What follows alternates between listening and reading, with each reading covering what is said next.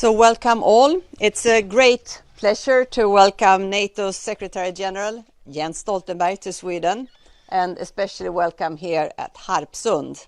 And I know you have been here before in your capacity as Prime Minister of Norway, so welcome back. During the government's meeting and our working lunch, we've had the opportunity to discuss Sweden's NATO application, Russia's illegal aggression against Ukraine, and the security situation in Europe. And first, I want to thank you for your strong support for Sweden's application for NATO membership and for your solid partnership in these challenging times. Russia's illegal and brutal invasion of Ukraine was a watershed moment for Sweden and for Europe. It changed our security situation, and after a careful analysis process with the parties in Parliament, my government, with broad parliamentary support, decided that Sweden should apply for NATO membership. The historical significance of this decision is obvious. Ending 200 years of military non-alignment is not to be done without careful consideration. But my lodestar as Prime Minister during this process is what course of action is best serving Sweden's security. And I am convinced that this is the right decision. And the fact that Sweden and Finland are applying for membership simultaneously will reinforce the security for both of us, for the Baltic Sea region, for Europe, and for NATO. And as you know, Turkey has raised concern in relations to Sweden's and Finland's applications, and we are taking them very seriously and have engaged in a dialogue together with Finland in order to find a way forward with Turkey. I warmly welcome the facilitating role played by you, Mr. Secretary General, and my ambition is that we should have these matters resolved. We have a lot to offer to NATO and its members. Both Sweden and Finland will be security providers for the region and for the entire NATO, including Turkey. That will also be my main message when I attend the NATO summit in Madrid at the end of this month. Sweden will recognize the security challenges of the alliance and be an active and constructive member. And I also want to thank you for the strong political support expressed in many different ways and by an overwhelming majority of NATO allies. In today's meeting, I also underlined the importance of for Sweden to continue our engagement for disarmament, and the Norwegian policy is of importance with acceptance of nuclear deterrence in combination with a continued engagement for disarmament. And Sweden's strong international voice will remain. On Ukraine, the full-scale and brutal aggression by Russia has been met with incredible bravery from Ukrainians and their leaders, and by a forceful response from the entire transatlantic community and beyond. And that's truly remarkable in such difficult times.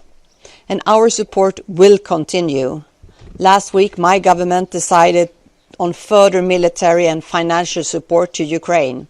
In total, this package amounts to a value of more than 95 million euros. And it will strengthen Ukraine's capabilities at a critical time. So once again, thank you, Jens, for your visit. It sends a strong signal of support and unity. Please, the floor is yours. Prime Minister Andersson, kjære Magdalena, it's great to be back at Harpsund. Great to see you, and thank you for this warm welcome. Sweden is NATO's neighbor and our close friend. We share the same values, we share the same neighborhood, and we share the same challenges from Russia's aggressive actions to terrorism and the security consequences of climate change. So I warmly welcome the sovereign decision by Sweden and Finland to apply for NATO membership. This is a historic step at a critical time for our security. It is clear that Sweden and Finland's membership in NATO would boost transatlantic security. It will enable closer Nordic and closer Baltic defense cooperation, and it will strengthen the alliance's presence in the high north. At the same time, we have to address the security concerns of all allies. And as you mentioned, Turkey has raised some concerns, including Turkey's fight against PKK, a group proscribed as a terrorist organization by NATO allies, the EU, and also by Sweden. So I remain in close contact with you, Magdalena, and your colleagues, as well as with Finland and our ally Turkey, about the way ahead. My staff also remain in close dialogue with officials from all three countries in order to address the Turkish concerns swiftly and move forward on Swedish and Finnish accessions to the alliance. I'm glad that you, Prime Minister, confirmed the Swedish government's readiness to address Turkey's concerns as part of assuming the obligations of future NATO membership. I welcome that Sweden has already started to change its counter-terrorism legislation, and that Sweden will ensure that the legal framework for arms export will reflect their future status as a NATO member with new commitments to allies. These are two important steps to address concerns Turkey has raised. Prime Minister Andersson, Sweden and Finland's security matters for NATO, and many allies have made clear assurances and commitments to your security. NATO remains vigilant, and we have increased our presence in the region, including with more exercises. As we speak, Baltops, our largest exercise in the Baltic Sea, is underway. This year it's actually hosted by Sweden and marking the 500th anniversary of the Swedish Navy. It includes over 7,000 forces from 14 NATO allies, as well as Sweden and Finland, all training side by side. Sweden and Finland are also participating in NATO's integrated air and missile defense exercise across the Baltic region and Poland. Let me thank you for Sweden's valuable contributions to NATO missions and exercises. I'm always impressed by the professionalism and dedication of the Swedish forces. So, Prime Minister, thank you for your strong personal leadership, your political vision and your determination, and for Sweden's significant contributions to Euro-Atlantic security. I look forward to welcoming you to the NATO summit in Madrid later this month. Johannes Ledel, AFP. I have a question, one question each for you. Prime Minister Andersson, I was wondering, out of the sort of concrete demands that have been circulated from Turkey, such as extraditions, are there any of those demands that we've seen that Sweden is willing to agree to? And I was also wondering, Mr. Stoltenberg, if you could maybe ask, if Sweden and Turkey would not be able to reach an agreement on these demands, what can NATO and other NATO members offer Turkey as recompense? We take the Turkish concerns very seriously and all their issues, and not at least their security concerns when it comes to the fight against terrorism. And we have a bilateral and trilateral dialogue with Turkey ongoing right now, and we will, of course, very clearly state how we are working against terrorism and how we are fighting against terrorism.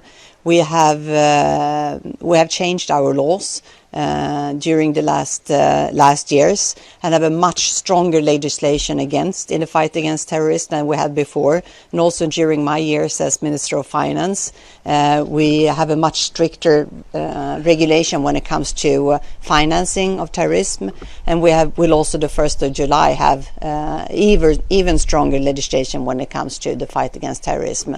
So here there are no questions about how strongly Sweden sees on terrorism, and that we are willing to contribute to the fight against terrorism. When it comes to the question of arms export, if you listen to the declaration that the foreign minister had last week in Parliament, you can also see that as a member of NATO, the current legislation we have might make the decisions that independent agency might view it differently. Let me first just say that I welcome very much these clear messages, signals from the Swedish government, both on terrorism and on arms exports. Then on your question on what do we do in the meantime until we find an agreement on the concerns that Turkey has raised. So first of all, the aim is to solve those issues as soon as possible, to be able to welcome Finland and Sweden as full members as soon as possible. And therefore, we are working hard and actively on these issues in close consultation with Stockholm, with Helsinki, and of course our NATO allied Turkey. And in that context, those signals from Sweden are important on terrorism and arms exports. Second, I think we have to understand that Sweden is in a better place now than it was before it applied. Seen from a security perspective, of course, the fact that Sweden made that historic decision, that then NATO allies responded by partly making it clear that many NATO allies have already issued security assurances to Sweden. The United Kingdom, actually here at Harpsund, the United States and other allies. That makes a difference, and not least because also NATO has stepped up its presence with more exercises, with more presence in the region, air, sea, land, and that makes a difference, meaning that if Sweden was attacked, then I deem it as unthinkable that NATO allies would not react. And that is a message that we have conveyed, the NATO allies have conveyed, in a very clear way to any potential adversary.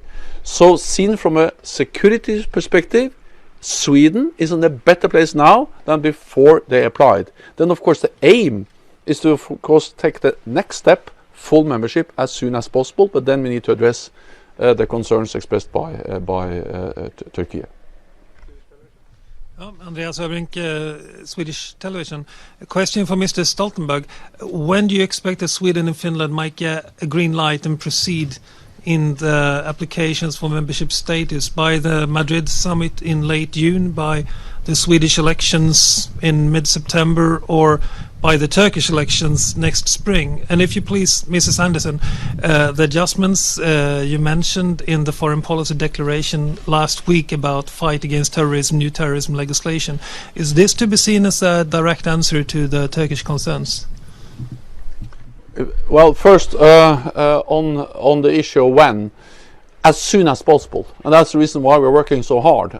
But of course, when several nations are involved in those talks, there's no way to say exactly when we will be able to solve and find a joint way to move forward on those issues. Our aim is to make it to find a solution as soon as possible, and because I think that the historic decision of Sweden to apply for membership was the right decision at the right time.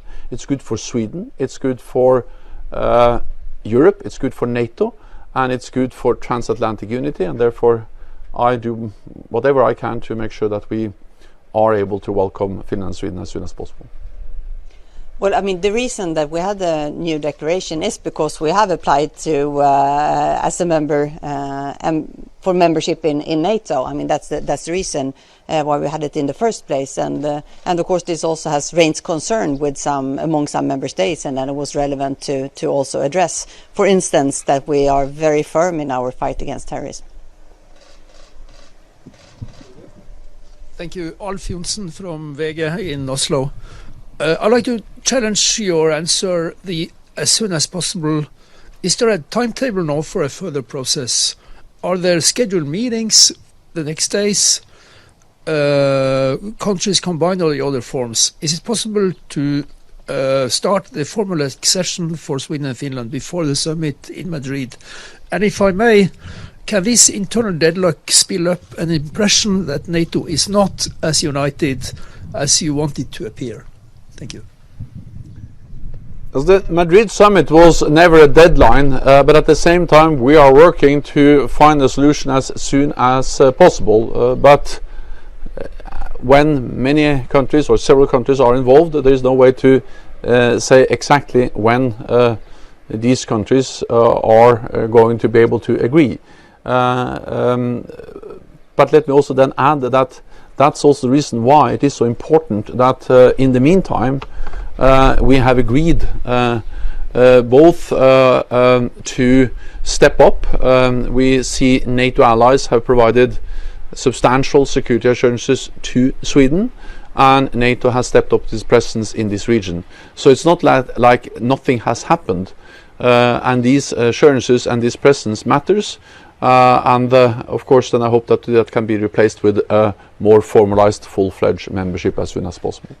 I'd also like to really underline how important these assurances and also the presence is for us here in Sweden. It was absolutely fundamental for our decision to join NATO, and of course this is very useful in this situation. Pontus Mattsson, Swedish Radio. Mr. Stoltenberg, what do you think that Sweden should do to meet the Turkish concerns? You talked sell weapon, for example. You touched it a little bit. Could you please explain some more? Well, there are now talks going on in different formats, in different ways between Sweden, Finland, Turkey, and NATO. I don't think it will be helpful if I go into the details of those talks, but I can just say that the messages, the signals that Sweden has provided over the last days, and with the statement in the Parliament last week, and also by the Prime Minister now, they are helpful, and they indicate that Sweden, as Finland, are ready to, in a concrete way, address concerns related to terrorism. That Sweden, of course, fights terrorism and is ready to cooperate with all the NATO allies in fighting terrorism. And on arms exports, again, I welcome the signals. The details, I think, has to be sorted out in the talks. But in general, I will just say that we are stronger when we stand together, and that's exactly why we have NATO. NATO solidarity, and of course by joining NATO, Sweden will get the formalized treaty security guarantees, our collective defense guarantees. At the same time, Sweden will take on, as all the members, take on the responsibilities and obligations being a NATO ally. Thank you very much. Thank you. Thank you.